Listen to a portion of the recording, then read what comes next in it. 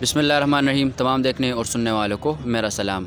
جس طرح سے آپ نے کل کی پریس کانفرنس دیکھی ہوگی، ایک کے بعد دوسری، دوسری کے بعد تیسری، تقریباً 5 پریس کانفرنس تو صرف حکومتی سائٹ سے ہوئی۔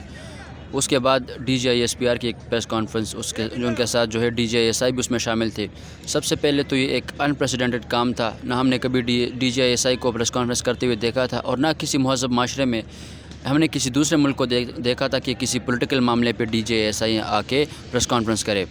پہلے تو یہ ایک غیر معمولی سی چیز تھی۔ دوسری، اگر ہم اس کو دیکھیں تو اعصاب کی گیم میں، جس طرح سے خان صاحب نے کہا کہ اعصاب کی گیم میں سب سے ماہر ہوں،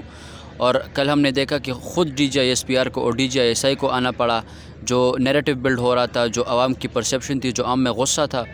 کل جو ارشد شریف شہید ہے، ان کی جو نماز جنازہ ہوئی، اس نے سب کو حیران کر دیا تھا۔ میں نے اپنی زندگی میں کبھی کسی جرنلسٹ کی اتنا بڑا ان کا جنازہ نہیں دیکھا۔ اللہ اکبر، نعرے تکبیر کے وہاں پہ نعرے لگے، تو ایک بہت ہی جو ہے ایک ان یوزول سا جنازہ تھا، اور بہت ہی جس کو چاہیے کہ جس کو کہتے ہیں کہ قوم کا وہ ہیرو تھا۔ اس کے ساتھ ایموشنز تھی، لاکھوں لوگ اس کے ان کو فالو کرتے، ان سے پیار کرتے تھے۔ اس کے بعد دوسری جو اس پریس کانفرنس کی جو اہمیت ہے، ایک سب سے پہلے تو میں اس کی سخت مذمت کرتا ہوں کہ ایک دن آپ اس چیز کو روک بھی سکتے تھے، ایک ڈیلے بھی کر سکتے تھے، کیونکہ ان کی جو آخری رسومات ادا ہو رہی تھی ارشد شریف صاحب کی، اور ایک کے بعد دوسری پریس کانفرنس، دوسری کے بعد تیسری پریس کانفرنس کے کسی طرح سے ان کیبل چینلز پہ، ان ٹی ویز کی جو ویورشپ ہے وہ حاصل کی جائے اور ان چیزوں کو نہ دکھایا جائے۔ تو سب سے پہلے اس کی سخت سے زیادہ مذمت ہونی چاہیے۔ سیاست تو بعد میں بھی ہو سکتی ہے، لیکن یہ چیزیں ہماری، جس طرح کہتے ہیں کہ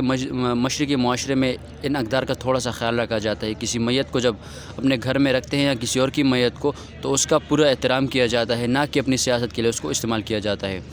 دوسری چیز، میں نے سب سے پہلے یہی کہا تھا، یہ پریڈکٹ کیا تھا کہ جب ارشد شریف صاحب کی یہ انتقال ہوا تھا ان کا، تو میں نے کہا تھا کہ خان صاحب پہ اور ان کے بیانات پہ کسی طرح سے یہ حکومت اور جو ہماری اسٹیبلشمنٹ ہے اس کو ٹلٹ کرے گی، کہ کسی طرح سے خان صاحب کو اس میں پھنسائے۔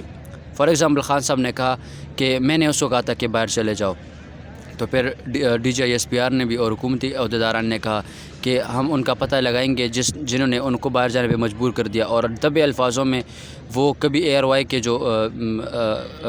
سینئر زون کے جو چیف ہیں ان کا نام لیتے ہیں، اور کبھی وہ خان صاحب کا نام لیتے ہیں کہ انہوں نے ان کو مجبور کیا۔ لاسٹ میں فیصل واڈا کی ایک پریس کانفرنس۔ فیصل واڈا ایک ایسے بندے ہیں پی ٹی آئی میں، اور بھی ہیں، جو کہ بہت ہی زیادہ پرو اسٹیبلش مانے جاتے ہیں، اور خان صاحب نے کل ایک انٹرویو میں بھی کہا کہ وہ ڈرٹی ہیری کے کہنے پہ انہوں نے یہ پریس کانفرنس کیا ہے۔ سب سے پہلے اس ٹائمنگ کو اگر آپ دیکھیں تو بہت ہی کروشل ٹائمنگ، لوگوں کو ڈرانے کے لیے کہ خونی مارچ ہوگا، یہ ہوگا، وہ ہوگا۔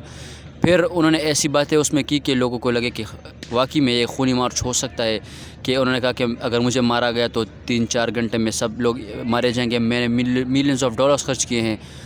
اس کے بعد انہوں نے جو ایک نیریٹو پیش کیا کہ پاکستان سے اس کا ارشد شریف کے قتلوں کا تانا بانا ملتا ہے، جس نے بہت ساری چیزوں کی نفی کر دی ہے۔ سب سے پہلی چیز، کینین پولیس کہتی ہے کہ ہم نے ان کو مارا کسی فیک آئیڈینٹی میں، ہم نے ان کو مارا گاڑی کے اغوا میں، ہم نے ان کو مارا کہ ان کی گاڑی سے فائر ہوا۔ عجیب ہی تعجب ہے، وہ کہتے ہیں کہ ہم نے مارا، اور پاکستان والے کہہ رہے کہ نہیں، ہمارے یہاں سے مارا گیا۔